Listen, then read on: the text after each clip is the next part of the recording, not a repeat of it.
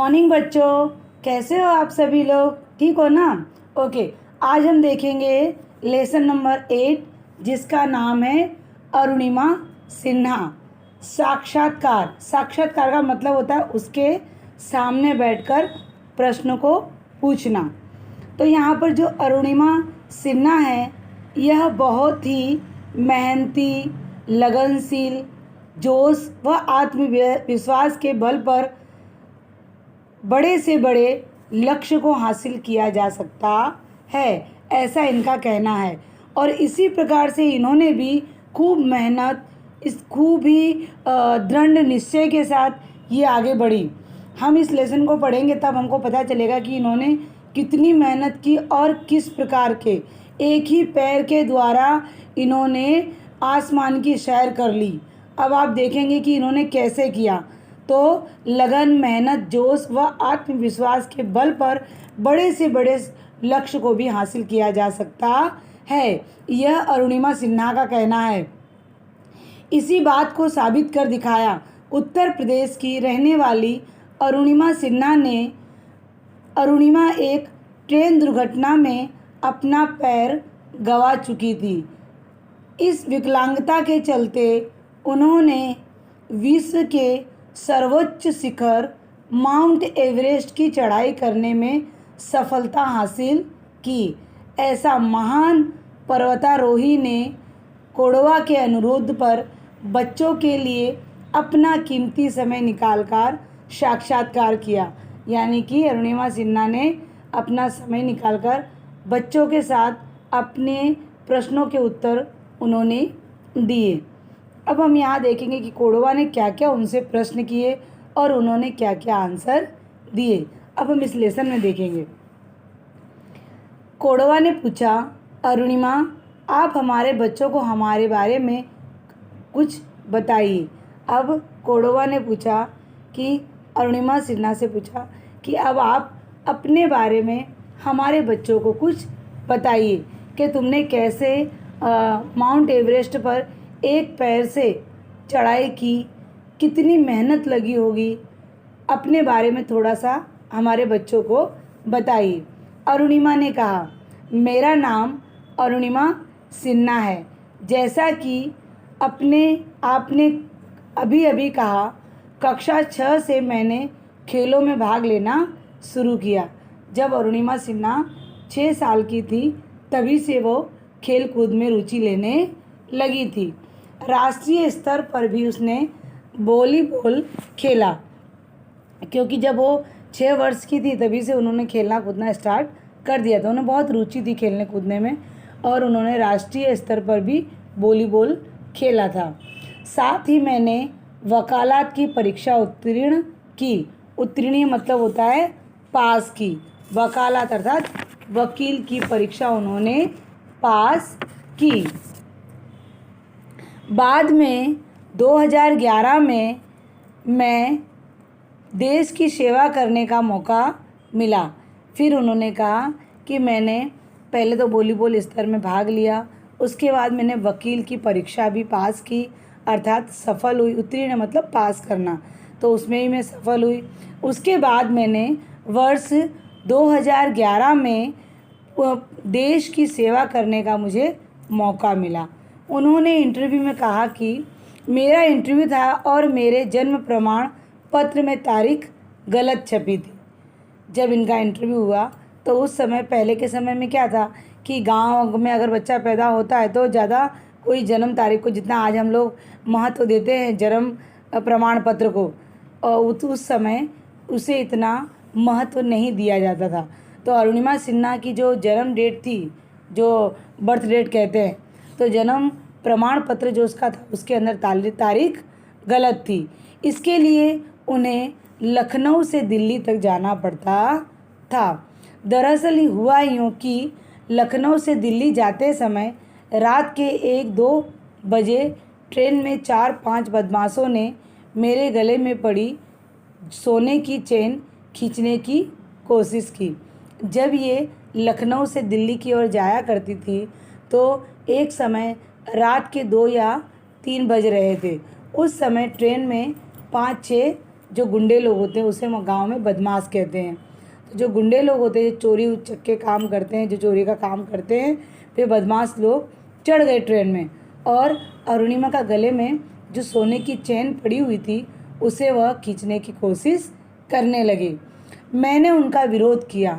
अब अरुणिमा ने क्या किया, उसका विरोध किया, उनसे झगड़ा करने लगी कि तुमने मेरी चेन क्यों खींची। इस विरोध के दौरान मेरा आधा शरीर ट्रेन से बाहर लटक रहा था।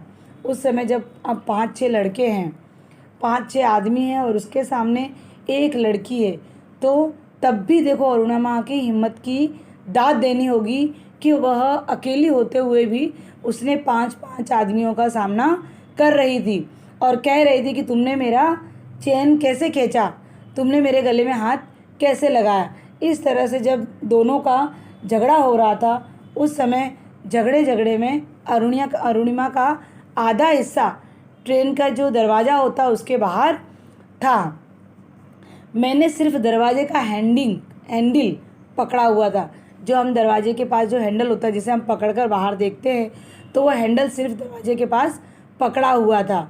और दुर्भाग्यवश उसी समय दूसरी ट्रेन आई और मैं उससे टकराकर नीचे गिर गई। अब क्या हुआ, दुर्भाग्यवश अचानक ऐसा हुआ कि ट्रेन दूसरी जो पहली ट्रेन के साथ झगड़ा हो रहा था उसके आदमी के साथ, तो उस समय उनका आधा हिस्सा बाहर की ओर लटक रहा था। सिर्फ उन्होंने जो दरवाजे के पास जो हैंडल था उसे ही ज़ोर से पकड़ रखा था, उसके अलावा उनके पास कोई सपोर्ट नहीं था। तो दुर्भाग्यवश अर्थात बदकिस्मत बोल सकते हैं कि उसी समय वहीं से दूसरे ट्रेन का पाटा होता है उसी के पास से दूसरी भी ट्रेन जा रही थी और जब दोनों ट्रेन के एक दूसरे से टक्कर की तरह होने लगी तो अरुणिमा के हाथ से वो हैंडल छूट गया और अरुणिमा नीचे गिर पड़ी। अरुणिमा कह रही हैं ये सब इतना अचानक और इतनी जल्दी हुआ कि अरुणिमा को बिल्कुल कुछ पता ही नहीं चला कि उसे क्या हुआ है।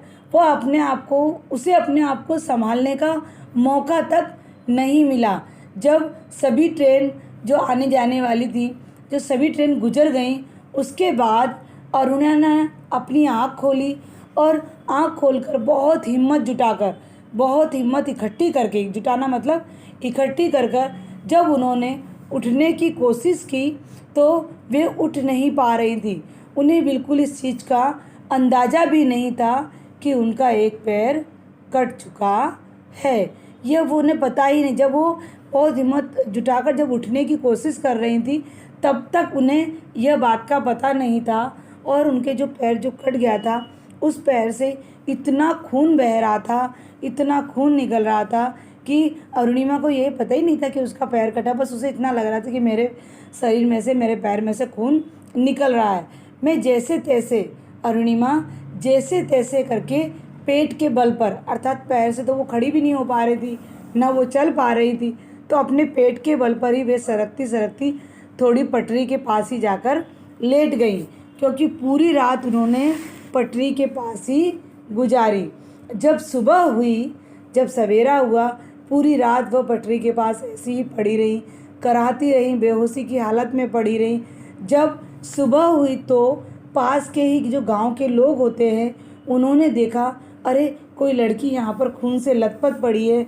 तो गांव वाले दौड़ते हुए आए और गांव वाले अरुणिमा को उठाकर एक अस्पताल में ले गए, अस्पताल तक पहुँचा दिया।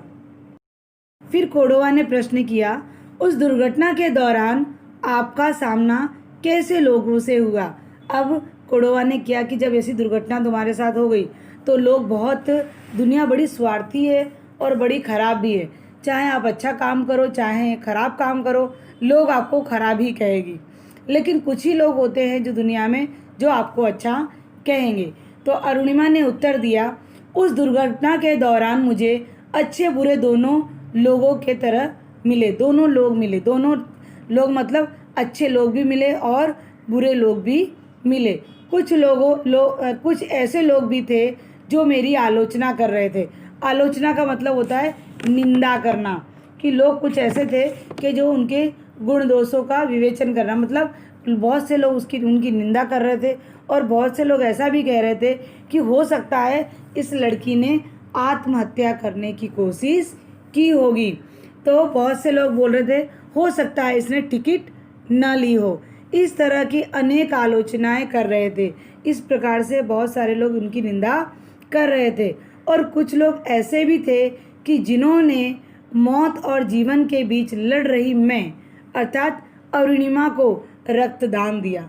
बहुत से लोग ऐसे थे भावुक लोग कि जिन लोगों ने मैं इस तरह की लड़ाई कर रही थी, तो ऐसे लोगों ने मुझे अस्पताल ले जाकर मुझे खून भी दिया, रक्तदान किया अर्थात खून दिया, जिन्हें मैं जानती तक नहीं थी। फिर उसके बाद जहाँ मैं अस्पताल में भर्ती हुई वहाँ पर एनेस्थीसिया का प्रबंध नहीं था, अर्थात जो इंजेक्शन लगाकर जिस पार्ट को बेहोश किया जाता है वह भी नहीं था। तो मैंने डॉक्टर से कह दिया कि अगर नहीं है तो क्या हुआ, तुम मेरे पैर को काट दो, मेरे पैर को काट दो। अगर एनेस्थीसिया नहीं है तो तुम मेरे पैर को काट दो। डॉक्टरों के पास भी इसके अलावा और कोई भी रास्ता नहीं था। उन्होंने भी क्या किया कि बिना एनेस्थीसिया के उनके पैर को काट दिया। यहाँ तक कि उन डॉक्टरों ने अपना खून अरुणिमा को दिया। उन्होंने अरुणिमा की हिम्मत पर इतना नाज हुआ उनको कि उन्होंने जो डॉक्टर उनका इलाज कर रहे थे, जिन्होंने उनका पैर काटा था, वही डॉक्टरों ने भी अपना खून दिया, अपना खून देकर उन्हें बचाया। फिर कोडवा ने प्रश्न किया कि जब यह दुर्घटना हुई तब क्या आपका आत्मविश्वास कभी डगमगाया नहीं, अर्थात आपने कभी हिम्मत को नहीं हारा? तब अरुणिमा ने कहा मैं भी इंसान हूँ और मेरा भी आत्मविश्वास एक पल के लिए डगमगा गया था, अर्थात मैं घबरा गई थी कि जब मैं अस्पताल में बिस्तर पर अपने आप को उस स्थिति में देखा जब मैं अपने पैर के बिना वहाँ पर अपने पैर को खो चुकी थी। तब मुझे ऐसा लगा, उस समय मेरी मनोदशा इतनी ख़राब थी, इतनी कमज़ोर हो गई थी कि मुझ पर आत्मविश्वास मेरे अंदर था, वो आत्मविश्वास टूट गया था और मेरी मनोदशा कैसी मनस्थिति मेरी एकदम ख़राब हो गई थी। मेरी मनोदशा इतनी ज़्यादा मनोस्थिति इतनी ख़राब हो गई कि मैं अपने आप में हार गई थी और मैं बहुत रोई और मुझे ऐसा लगा कि अब मैं अपनी पूरी ज़िंदगी एक विकलांग होकर अपना जीवन जीऊँगी। उसके मन में पता नहीं क्या क्या विचार आए, अब मैं क्या करूँगी अगर मैं विकलांग होकर पूरा जीवन अपना निकालूँगी, ऐसे अनेक विचार उसके मन में आए। और उससे मन में ये भी हुआ कि मेरा मनपसंद खेल वॉलीबॉल है और अब मैं उस वॉलीबॉल को भी नहीं खेल पाऊँगी, अब मैं कभी भी नहीं खेल पाऊँगी। लेकिन जब एम्स के डॉक्टरों ने बोला कि अरुणिमा हम तुम्हें चलाकर ही भेजेंगे, तब मेरा आत्मविश्वास फिर बढ़ा। जब उसने अपने मन में अपने आत्मविश्वास को टूटते हुए देखा और उसे ऐसा लगा कि मैं वॉलीबॉल इतना अच्छा खेलती हूँ, मुझे आगे जाना था, अब मैं नहीं खेल पाऊँगी, मतलब उसके मन में ख़राब विचार आने लगे और वो रोने लगी, खूब रोने लगी। तब जो अस्पताल के जो डॉक्टर थे, एम्स डॉक्टर का नाम था एम्स, उन्होंने कहा अरुणिमा जब तक हम तुमको यहाँ से अपने पैर पर चलोगी तभी हम आपको यहाँ से भेजेंगे, तब तक हम आपको यहाँ से जाने नहीं देंगे। जब डॉक्टर एम्स ने कहा कि आपको अपने पैर पर यहाँ पर आपको चलकर यहाँ से आप जाओगी, जब डॉक्टर ने ऐसा कहा तो अरुणिमा में फिर से आत्मविश्वास जग गया। फिर कोडवा ने प्रश्न किया अपनी मेहनत से और लगन से कोई भी लक्ष्य प्राप्त किया जा सकता है? यानी तुम खूब मेहनत करो और तुम खूब लगन हो तुम्हारे मन में उस चीज़ की, तो क्या हम कोई भी लक्ष्य को प्राप्त कर सकते हैं? तो अरुणिमा ने कहा हाँ, क्यों नहीं। जब मैंने एवरेस्ट की चढ़ाई को अपना लक्ष्य बनाया तो लोग मुझे पागल बोलते थे। जब उसको ऐसा लगा कि भले मेरा पैर नहीं है लेकिन मैं एक बार एवरेस्ट की चढ़ाई करूँगी, और जब मैंने ये विचार अब लोगों के साथ शेयर किए तो लोग मुझे पागल कहने लगे। मेरे पास लगन, मेहनत और जोश था, लेकिन मेरे पास धन नहीं था। बोले मेरे पास खूब मैं मेहनत कर सकती थी, जितनी कोई मेहनत करवाए मैं करने के लिए तैयार थी, मेरी लगन भी उतनी ही थी और मेरे मेरे पास जोश भी उतना था कि मैं ये करके दिखाऊंगी, लेकिन मेरे पास धन अर्थात पैसा नहीं था, क्योंकि एवरेस्ट की चढ़ाई में लगभग 60 से 70 लाख रुपए लगते हैं, जो मेरे पास नहीं थे। मैं सोचने लगती थी कि कैसे मैं अपने लक्ष्य की प्राप्ति करूंगी। अर्थात उन्होंने कहा चलो ठीक है, उनके पास मेहनत है, लगन है, जोश है, आत्मविश्वास है, लेकिन इन सब के साथ साथ पैसा होना भी बहुत ज़रूरी है, और जो उनके पास नहीं था। पैसा ना होने के कारण उन्हें ऐसा लगा तो फिर मैं कैसे अपने लक्ष्य को प्राप्त कर पाऊंगी। लेकिन कहते हैं ना, जहाँ चाह वहाँ राह। अगर जहाँ तुम्हें चाह होगी तो अपने आप ही रास्ता मिल जाएगा। रास्ता कठिन नहीं है, लेकिन एक चाह, एक इच्छा, एक मेहनत और एक लगन की आवश्यकता होनी चाहिए। तुम्हारे अंदर अगर लगन है, मेहनत है, दृढ़ विश्वास है, तो तुम जरूर अपने लक्ष्य को प्राप्त कर पाओगे। यह पंक्ति अरुणिमा पे सटीक बैठती है कि जहाँ चाह वहाँ राह। तो वहाँ राह। मैंने जब लक्ष्य को पाने का पीछा किया तो मुश्किलें तो बहुत आई, लेकिन लगन, जोश व मेहनत से अपने आप रास्ता बनता चला गया। बोले कठिनाई तो बहुत आई, मेहनत तो बहुत करनी पड़ी, परिस्थिति बहुत मुश्किल वाली आ गई मेरे सामने, लेकिन उन मुश्किल परिस्थितियों को मैं आगे आगे, उस मुश्किल परिस्थितियों को पीछे छोड़ती हुई मैं आगे आगे बढ़ती गई और मुझे अपने आप रास्ता मिलता गया। फिर कोडोवा ने प्रश्न किया, एक विकलांग या कहें कि सामान्य जन के लिए एवरेस्ट पर चढ़ना बहुत बड़ी बात है, फिर इसका विचार आपके मन में कैसे आया? यानी कोडोवा ने कहा कि जो अच्छे भले लोग एवरेस्ट की ऊंचाई पर नहीं पहुंच पाते, तो आप तो एक पैर से विकलांग थी, मतलब कि आपका तो एक पैर नहीं था, तो आपके मन में ये विचार कैसे आया? आपने ऐसे कैसे विचार कर लिया कि आप एवरेस्ट पर चढ़ जाओगी? तो अरुणिमा ने कहा, मैं जब अस्पताल में बिस्तर पर थी, क्योंकि जब बीमार थी, अर्थात कह सकते हैं कि उनका जब पैर कटा तब वो बिस्तर पर थी, तो 1-2 महीने बीत चुके थे जब तक वो बिस्तर पर ही थी, अर्थात अस्पताल में भर्ती थी। वे अखबार रोज पढ़ती। अखबार अर्थात न्यूज़, अखबार का अर्थ होता है न्यूज़, समाचार, पत्रिका पढ़ने लायक हो गई थी। अर्थात कभी कभी ऐसा थोड़ा सा बैठ जाएं और पत्रिका को या समाचार न्यूज़ पढ़ लें, इतने तो वो थोड़ी सी उनके अंदर बैठने की थोड़ी सी ताकत आ गई थी। तो एक दिन वे बैठे बैठे अपने बिस्तर पर बैठे बैठे अखबार अर्थात न्यूज़ पढ़ रही थी, तो मैंने देखा कि एवरेस्ट के मार्ग के बारे में बताया गया। एवरेस्ट अर्थात कि किस तरह से तुम चढ़ाई एवरेस्ट पे कर सकते हो, तो मार्ग अर्थात रास्ता, कि उसके बारे में बताया गया। मैं उसे पढ़ते पढ़ते बोली। जब उनके सामने उनकी मम्मी, उनकी दीदी और उनके जीजा जी सभी लोग बैठे थे, तब वो न्यूज़ पढ़ रही थी। समाचार पत्र पढ़ते पढ़ते उन्होंने यह बोल दिया, अचानक बोल दिया, क्या मैं एवरेस्ट पर चढ़ाई नहीं कर सकती? यानी उन्होंने सामने प्रश्न किया, वे लोग बैठे थे उनके सामने, क्या मैं एवरेस्ट पर चढ़ाई नहीं कर सकती? यह सुनकर पास बैठी मेरी मम्मा और दीदी चौंक कर बोली, क्या एवरेस्ट पर चढ़ाई? अब उनकी माँ और दीदी बैठी थी तो उन्होंने तुरंत चौंक गई, क्योंकि पैर तो एक कटा हुआ था और ऊपर से बिस्तर पर थी, 2 महीने से अस्पताल में भर्ती भी थी, और उसी समय अपनी माँ से और दीदी और जीजा जी के सामने कहती, क्या मैं एवरेस्ट पर चढ़ाई नहीं कर सकती? माँ ने और दीदी ने यह शब्द सुना तो वो चौंक गई, एकदम घबरा गई और कहती, क्या एवरेस्ट पे चढ़ाई? लेकिन उन्हीं के पास जहाँ माँ और दीदी बैठी थी, वहाँ पर मेरे जीजा जी भी बैठे हुए थे, जिन्हें मैं भाई साहब कह के बुलाती थी। उन्होंने कहा, हाँ हाँ क्यों नहीं, तुम एवरेस्ट पे चढ़ाई कर सकती हो। किसने कहा कि तुम चढ़ाई नहीं कर सकती? जो तुम्हारी जिद है, जुनून है, यदि तुम उसको इस लक्ष्य प्राप्ति में लगाओगी तो तुम ज़रूर माउंट एवरेस्ट पर चढ़ाई कर सकती हो। अब उनके जो जीजा जी अर्थात भाई साहब थे, उन्होंने क्या कहा, क्यों नहीं, तुम एवरेस्ट पे चढ़ाई कर सकती हो, लेकिन उसके लिए तुम्हारे अंदर उसकी जिद होनी चाहिए कि मैं ये करके दिखाऊंगी। तुम्हारे अंदर वो जुनून होना चाहिए, वो लगन होनी चाहिए। अगर तुम्हारे अंदर ये है कि मुझे एवरेस्ट पर चढ़ाई करनी है, तो उसके लिए मेहनत में लग जाओ, उस लक्ष्य की प्राप्ति के लिए तुम लग जाओ, तो ज़रूर से तुम उस माउंट एवरेस्ट के ऊपर चढ़ाई कर सकती हो।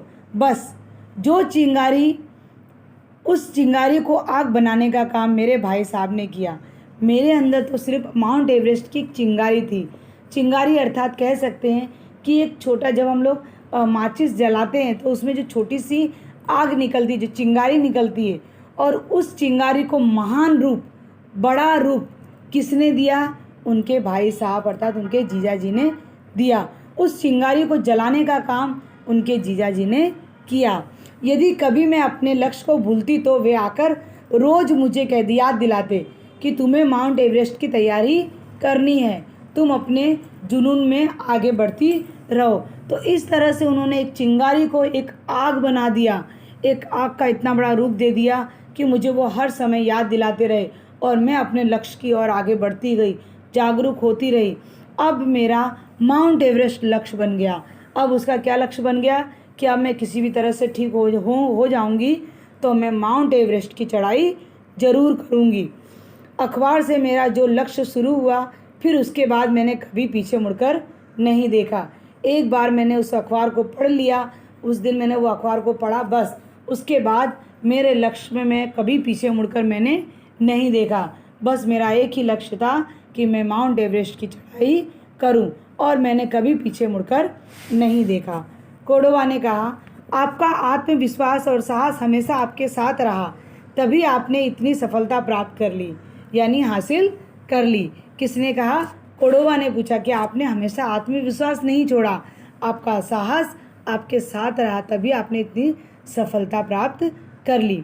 अरुणिमा ने बोला, लोगों को लगता है कि विकलांगता शरीर से होती है, लेकिन मेरा मानना है कि विकलांगता शारीरिक नहीं, मानसिक होती है। जो इंसान मानसिक रूप से विकलांग है वह जीवन में कुछ नहीं कर सकता। अब उन्होंने कहा कि लोगों को ऐसा लगता है कि जो विकलांग लोग हो जाते हैं वो शारीरिक होते हैं, लेकिन वो बोलती मैं ऐसा नहीं मानती। उन्हें ऐसा कि जो विकलांगता होती है वो शारीरिक नहीं होती, मानसिक होती है। अर्थात हम लोग मन से हार जाते हैं कि मैं विकलांग हूँ तो मैं ये नहीं कर सकती, मैं विकलांग हूँ तो मैं वो नहीं कर सकती। एक हमारे अंदर मानसिक हम बीमार हो जाते हैं उसको लेकर। शरीर तो ठीक, पर हम मन से भी उतने ही हार जाते हैं। तो कह रही हैं कि हम शारीरिक रूप से नहीं, लेकिन हम मानसिक रूप से बीमार हो जाते हैं, विकलांग हो जाते हैं, इसीलिए हम हर जगह हार जाते हैं। लेकिन हमारे अंदर जो मानसिक विकलांगता है उसे हमें दूर करना चाहिए। वह जीवन में कुछ नहीं कर सकता, और जिसके दिमाग में एक बार मानसिक रूप से विकलांग हो जाएगा तो वह जीवन में कभी आगे नहीं बढ़ पाएगा। लेकिन जो मानसिक रूप से शक्तिशाली बन जाते हैं, भले ही वो शारीरिक रूप से विकलांग हो, लेकिन जो मानसिक रूप से अर्थात मन से, दिमाग से शक्तिशाली बन जाए, उसे आगे बढ़ने से कोई नहीं रोक सकता। और जिसके लक्ष्य के पीछे जितना संघर्ष होगा उसकी सफलता, उसकी जीत उतनी ही शानदार होगी। और जितना संघर्ष ज़्यादा, उतनी सफलता और जीत भी उतनी ही शानदार मिलेगी। कोर्डोबा ने कहा, हमें बच्चों से कहना चाहिए कि यदि कभी आत्मविश्वास डगमगाए तो कभी घबराना नहीं चाहिए। अरुणिमा ने कहा, बिल्कुल सही बात है कि हम अगर अपना आत्मविश्वास तोड़ देते हैं तभी हम घबरा जाते हैं। हमें अपने आत्मविश्वास पर हमेशा अडिग रहना। अगर आप सही हो तो आपको घबराने की आवश्यकता नहीं है। तो बिल्कुल सही बात है कि हमारा आत्मविश्वास कभी डगमगा जाए तो कोई बात नहीं, पर घबराना नहीं चाहिए। जब आप किसी परेशानी में हो तो घबराओ नहीं, पर उस परिस्थिति का सामना करना सीखो। यह सोच लो कि ये ज़िंदगी का उतार चढ़ाव ही है। उतार चढ़ाव अर्थात सुख दुख, ये ज़िंदगी का सुख दुख है। भगवान ने हमें इस धरती पर जन्म दिया है तो हमारे साथ सुख और दुख दोनों हमारे साथ हैं। तो कभी सुख तो कभी दुख, तो उसका सामना हमें करते रहना चाहिए। हमें बदलाव की आदत डालकर रखनी चाहिए कि कभी सुख तो कभी दुख, हमारे अंदर अपने आप उस चीज़ की आदत पड़ जानी चाहिए। जिस तरह से मौसम बदलते हैं और मौसम में उतार चढ़ाव आते हैं, जैसे कभी सर्दी, कभी गर्मी, कभी ठंडी, और सब मौसम को हम सहन करने की शक्ति रखते हैं। उसी तरह हमें आत्मविश्वास को हमेशा अपने साथ रहना चाहिए, और रह सकते तो डगमगाना नहीं चाहिए, घबराना नहीं चाहिए। सुख आए या दुख आए, सभी को साथ में मिलकर आगे बढ़ते रहना चाहिए। दोनों परिस्थिति के लिए हमें तैयार रहना चाहिए। हमें किसी भी क्षेत्र में एक लक्ष्य बनाना चाहिए। आप जिस क्षेत्र में जाना चाहते हो उस क्षेत्र में आपको एक लक्ष्य आपका निर्धारित कर लीजिए, और उस लक्ष्य के पीछे आप लगन, मेहनत तथा आत्मविश्वास से उसे हासिल करने का प्रयास करते रहना चाहिए। हासिल अर्थात होता है प्राप्त करना। तो क्या हमें एक ही लक्ष्य, बस हमको जिस लक्ष्य की ओर हमें आगे बढ़ना है। हमारा बचपन से किसी न किसी चीज़ का सपना होता है। अगर आपका वो सपना है कि आपको इस फील्ड में आगे जाना है, तो उसके लिए आपको बस मेहनत लगन में लग जाओ, और ज़रूर आपको उसके पीछे सफलता प्राप्त होगी। कोडोवा ने कहा, इतनी सफलता हासिल करने के बाद अब आपने आगे के लिए क्या सोचा? अब फिर से कोडोवा ने प्रश्न किया कि आपको इतनी सारी सफलता मिल गई है, अब इसके बाद आप आगे क्या सोचना चाहते हो? तो अरुणिमा ने कहा, मैंने जो भी किया है वह अपने आत्मविश्वास को बढ़ाने के लिए किया। बोलते मैं जो भी करती जा रही हूँ वो अपने आत्मविश्वास को आगे बढ़ाने के लिए कर रही हूँ। युवा बच्चे अब मुझसे बहुत तेज़ी से जुड़ रहे हैं। मुझे सुनकर बहुत अच्छा लगता है जब युवा बच्चे कहते हैं, दीदी हमें भी कुछ करना है। बोलती हैं कि जब युवा बच्चे मेरे साथ इतनी तेज़ी से जुड़ रहे हैं, बहुत सारे लोग मुझसे कांटेक्ट करते हैं, बहुत सारे लोग मेरी बातों को सुनना चाहते हैं, मुझसे कुछ सीख लेना चाहते हैं, तो मुझे बहुत अच्छा लगता है कि छोटे छोटे बच्चे कहते हैं कि दीदी हमें भी कुछ बताइए। वे कहती हैं कि अब मैं विश्व के 7 महाद्वीप हैं, जो विश्व के 7 महाद्वीप हैं, तो उन महाद्वीपों में से मैं 5 महाद्वीप पार कर चुकी हूँ, अर्थात उसमें जा चुकी हूँ। अब जिनमें एशिया का माउंट एवरेस्ट था, अफ्रीका का किलिमंजारो था, यूरोप का अल्ब्रस था, ऑस्ट्रेलिया का कोस्को और दक्षिण अमेरिका का एनकोंगुआ शामिल है। मैं 7 महाद्वीप समिट करना चाहती हूँ, बस आप सबका आशीर्वाद चाहिए। बोलते जो हमने अभी महाद्वीपों के नाम लिए, माउंट एवरेस्ट, अफ्रीका का किलिमंजारो, यूरोप का अल्ब्रस, ऑस्ट्रेलिया का कोस्को और दक्षिण अमेरिका का एनकोंगुआ शामिल है। बोलती हैं मैंने ये सब में से 5 महाद्वीप को मैं सबमिट कर दिया है, मतलब जा चुकी हूँ। अब आपका आशीर्वाद है कि मैं 7 महाद्वीप को सबमिट करना चाहती हूँ, लेकिन अगर आपका साथ रहा तो मैं ये भी करके दिखा दूँगी। कोडोवा ने प्रश्न किया, माउंट एवरेस्ट चढ़ते समय कोई ऐसा पल है जो आप कभी नहीं भूल सकते हो? तो अरुणिमा ने कहा, वैसे तो आप मुझसे कोई भी पल पूछो, एक एक पल मुझे माउंट एवरेस्ट पे चढ़ते समय याद है, पर एक पल ऐसा है जो मुझे सबसे ज़्यादा अच्छी तरह से याद है। वह कि जब मैं माउंट एवरेस्ट की चोटी पर चढ़ गई और मैंने अपने देश का तिरंगा झंडा लहराया, तो वो पल मैं कभी नहीं भूल सकती।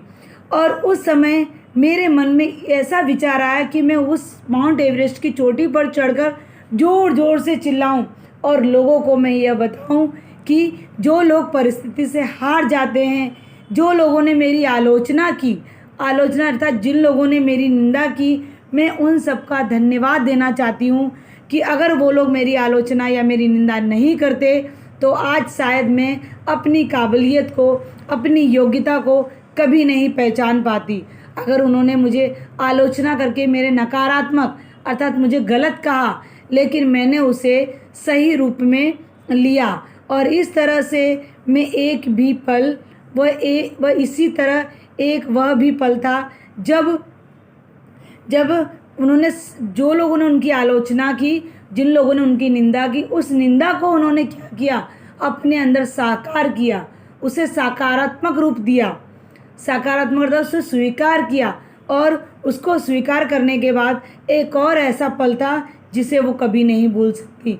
वो पल था जब वो माउंटेनियरिंग करके जब वो नीचे उतर रही थी, अर्थात जब उन्होंने चोटी के ऊपर तिरंगा झंडा लहरा दिया और उसके बाद जब वहाँ से वो वापस लौट रही थी, उस समय उनके साथ एक हादसा और हुआ कि जो उनका पैर, जो दूसरा वाला पैर, नकली पैर जो लगाया हुआ था, उस पैर का ढांचा, अर्थात पैर के जैसा ही, जो हमारा पैर होता है उसके जैसा ही एक नकली पैर बनाया जाता है, उसे कहते हैं हम ढांचा।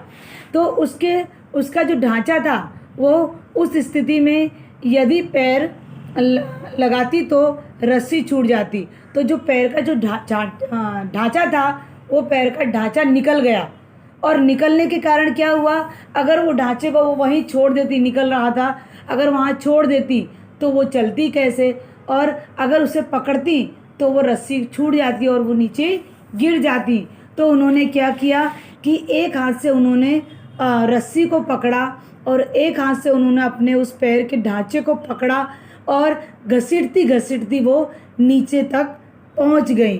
और जैसे तैसे वो नीचे पहुंच गई, उसके बाद उनका पैर पूरे खून से लथपथ, पूरे खून से भर गया था उनका पैर। और जब उनका खून से पैर भर गया तब वो नीचे आने के बाद उनके जो हाथों पे उन्होंने जो दास्तान पहने थे, जो हम बोलते हैं हाथ के मोजे पहने हुए थे, उससे उन्होंने अपने उस खून को, जो पैर में खून लगा था, उस खून को उन्होंने जैसे तैसे पहुंचा और पहुंचकर वो फिर से आगे बढ़ने लगी। वह पल भी मैं कभी नहीं भूल सकती। यह अरुणिमा ने कहा। कितना दुखद पल है कि मैं आपको पढ़ा रही हूँ और मुझे पढ़ाते पढ़ाते मुझे भी इतना दुख हो रहा है कि कितना उन्होंने संघर्ष किया होगा कि वो एक पैर से उन्होंने इतना बड़ा मुकाम हासिल किया और हम तो सही सलामत हैं। मुझे ऐसा लग रहा है जैसे कि मेरे पढ़ाते समय मेरे शरीर के हाथ पे रुआंटे खड़े हो रहे हैं कि कितनी मेहनत की होगी अरुणिमा ने। यह हमारे सामने अरुणिमा आई हैं तो सिर्फ हमें बताने के लिए, हमें आत्मविश्वास दिलाने के लिए कि आपके अंदर भी इस प्रकार का आत्मविश्वास बढ़ना चाहिए। कोडोवा ने प्रश्न किया कि इको एवरेस्ट का क्या मतलब है, तो अरुणिमा ने कहा इको एवरेस्ट का अर्थ होता है एवरेस्ट स्वच्छता, अर्थात अगर आप माउंटेनियरिंग कर रहे हो उस समय आपको किसी प्रकार की गंदगी नहीं करनी। जैसे आप चॉकलेट खा रहे हो या झंडा है आपके पास, तो आपको कहीं पर भी चॉकलेट का रेपर अर्थात ऊपर का कवर या झंडा कहीं छोड़कर नहीं आना है। आपको उस समय जब आप माउंटेनियरिंग कर रहे हो उस समय आपको अपने साथ एक छोटा सा बैग रखना चाहिए कि आप चॉकलेट खा रहे हो या आपके पास कुछ और चीज़ें हैं तो उसका जो रेपर होता है वो अपने बैग में ही डाल देना चाहिए, वगैरह उसी में डाल देना चाहिए। और अरुणिमा तो प्रधानमंत्री द्वारा चलाए गए स्वच्छ भारत अभियान में भी जुड़ी हुई हैं, जो उत्तर प्रदेश की ब्रांड एम्बेसडर भी हैं, एम्बेसडर भी हैं। अब कोडोवा ने कहा आपको सब चमत्कार के नाम से जानते हैं, अर्थात चमत्कार का मतलब होता है कि जो भगवान के द्वारा चमत्कार होता है और अचानक हो जाए तो उसे हम चमत्कार का नाम देते हैं। यह सुनकर आपको कैसा महसूस होता है या आपको कैसा लगता है, तो अरुणिमा ने कहा कि भीड़ से निकलकर जब हम अपनी काबिलियत को दिखाते हैं तो लोग उसे चमत्कार कहते हैं। जब भीड़ में, अगर भीड़ जहाँ चलती वहाँ हम भी चलें तो हम भीड़ से अलग नहीं होते, लेकिन जब जहाँ भीड़ पूरी चलती और हम अकेले चलते तो वह चमत्कार होता है। वह आप पर है कि आप भीड़ में चलना चाहते हो या भीड़ से अलग होकर चलना चाहते हो। अच्छा लगता है जब युवा बच्चे मुझे प्रेरणार्थ का मतलब होता है कि वह बच्चे मुझे मार्गदर्शन समझते हैं, मुझे अपना प्रेरणार्थ समझते हैं, प्रेरणा देने वाली समझते हैं, तो मैं बहुत खुश होती हूँ कि बच्चे मुझे इतना मानते हैं। तो मैं समझती हूँ कि वह आप पर निर्भर करता है कि आप कहाँ कैसे चलना चाहते हो, आप कैसे आगे बढ़ना चाहते हो। कोडोवा ने प्रश्न किया आपकी सफलता के पीछे किसका हाथ है, आपका प्रेरणार्थ कौन है, तो अरुणिमा ने कहा मेरा परिवार, मेरी स्वर्गीय माँ ज्ञानबाला, मेरी बहन लक्ष्मी सिन्हा, मेरे भाई साहब और मेरी मैडम बेचेंद्री पाल, यही मेरे प्रेरणार्थ हैं। ये मेरी पूरी टीम है कि जिन्होंने मुझे आगे बढ़ने के लिए प्रोत्साहित किया। आगे कोडोवा ने कहा, आपने अपनी आत्मकथा का नाम born again on the mountain क्यों रखा? तो अरुणिमा ने कहा कि यह सच्चाई है कि मेरा जन्म पहाड़ों के बीच में हुआ है। इन पहाड़ों से ही मेरी ज़िंदगी बनी है, इनके कारण ही मेरी पहचान बनी है, इन्होंने ही मेरा आत्मविश्वास को बढ़ाया है। इसीलिए मैंने अपने आत्मकथा का नाम born again on the Mount Everest mountain रखा है। आगे कोडोवा ने कहा, आज के बच्चों को आप क्या संदेश देना चाहती हैं? अरुणिमा ने कहा, आज बच्चे 10 लक्ष्य देखते हैं, 10 लक्ष्य देखते हैं और एकदम से कोई भी लक्ष्य चुनकर कह देते हैं कि हमें यह बनना है, और लक्ष्य प्राप्ति न होने पर सोचते हैं कि हम अपने लक्ष्य तक नहीं पहुंच पाए। यहाँ पर वो बच्चों से कह रही हैं कि बच्चे लोग अपने 10 लक्ष्य देखते हैं, ये इसमें भी जाना चाहते, उसमें भी जाना चाहते, उसमें भी जाना चाहते। तो वो कहती हैं कि इस तरह से वो लक्ष्य चुन लेते हैं और कहते हैं हमें इसी में जाना है, और जब उनको लक्ष्य की प्राप्ति नहीं होती तो बच्चे उदास हो जाते हैं या वहाँ तक पहुँच नहीं पाते। तो उसके लिए मैं सोचती हूँ कि उनके पास कोई लक्ष्य नहीं था, अतः मैं ये संदेश देना चाहती हूँ कि सबसे पहले वे एक ही लक्ष्य निर्धारित करें।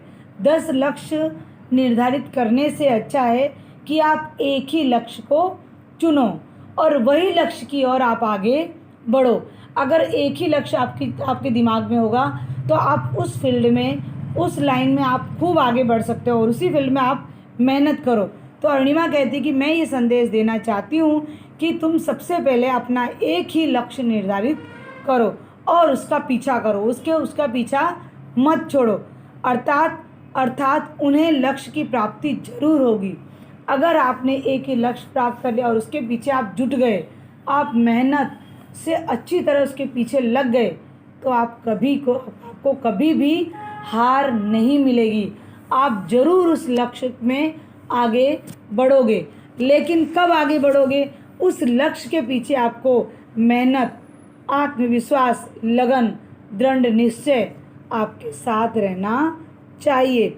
आपके अंदर इच्छा, लगन होनी चाहिए, तभी आप अपने लक्ष्य की ओर आगे बढ़ पाओगे। जिस तरह से अरुणिमा ने अपने लक्ष्य को अपनी मेहनत, लगन से आगे बढ़ाया और पूरे देश में अपना नाम कमाया, हम भी कर सकते हैं। लेकिन हमारे अंदर भी उनकी तरह जुनून होना चाहिए। जुनून होगा, वहाँ पर ही रास्ता अपने आप मिल जाएगा। चलिए, आपको ये लेसन पूरा समझ में आया होगा, यह मैं आशा करती हूँ। और इसी के साथ मैं अपनी वाणी को विराम देती हूँ। अस्तु, धन्यवाद। आगे के लेक्चर में हम इसके क्वेश्चन आंसर करेंगे।